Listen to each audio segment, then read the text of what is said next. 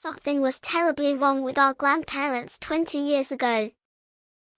This story happened in the early 2000s at my grandparents' place in Ohio. It was early summer, July. Every summer, my sister Emily and I spent 2 weeks at our grandparents' old farmhouse, nestled deep in the woods. It was a cherished tradition, filled with laughter, games, and the comforting scent of Grandma's homemade pies. The sprawling fields and dense forest were our playground, a stark contrast to our suburban life. This was where our fondest childhood memories were made. The days were idyllic. We'd help Grandpa tend to the cows, milking them in the early morning mist, and feeding the chickens as the sun rose.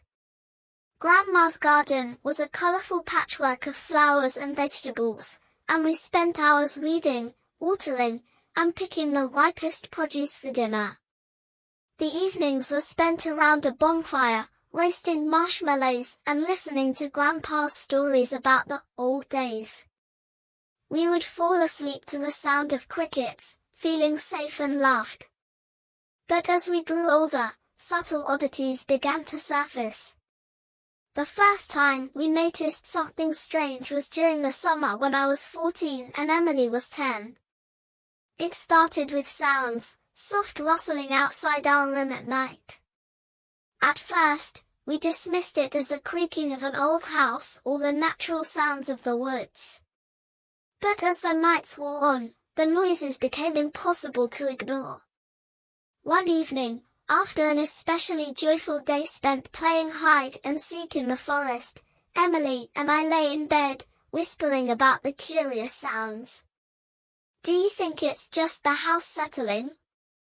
Emily asked, her voice trembling slightly. "I don't know," I replied, trying to sound braver than I felt. "Maybe it's just the wind." But deep down, we both knew something wasn't right. The next night, as the house grew quiet and the familiar rustling began, we heard something new, hurried footsteps echoing through the halls. At first, they seemed to stop outside our room, but soon they traveled throughout the entire house. We clung to each other, our hearts pounding. The sound was too deliberate, too human to be the wind or settling wood. One night, the footsteps grew louder, sounding almost like someone was sprinting through the house. Terrified but curious, Emily and I decided to investigate. We crept out of our room, the floorboards creaking under our weight. As we moved down the hallway, the sounds grew more intense, echoing off the walls. "Maybe we should ask Grandma and Grandpa," Emily whispered, clutching my arm. "They'll know what's going on." We hesitated outside our grandparents' bedroom door, the footsteps seeming to come from all around us. Gathering my courage, I knocked softly. There was no response. I turned the doorknob slowly, pushing the door open a crack. Suddenly, a voice behind us made us jump. "What are you two doing up so late?" Grandpa's voice was gentle, but it startled us.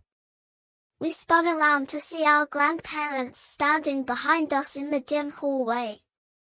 Their faces were shadowed, making their expressions hard to read. "We heard noises," I stammered. "It sounded like someone running through the house." Grandma smiled, but it didn't reach her eyes. "You shouldn't worry about that. It's just the house settling.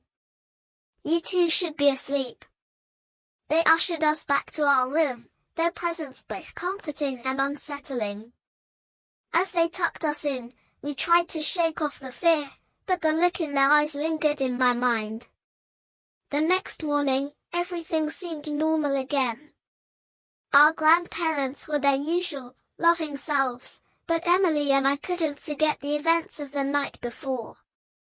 Determined to uncover the truth, we decided to stay up late again and see if we could figure out what was causing the noises. That night, Emily and I crept into our grandparents' room while they were still in the garden. We hid in their cupboard, leaving the door open just a crack to peek out. We waited, hearts pounding in our chests, as night fell and the house grew silent.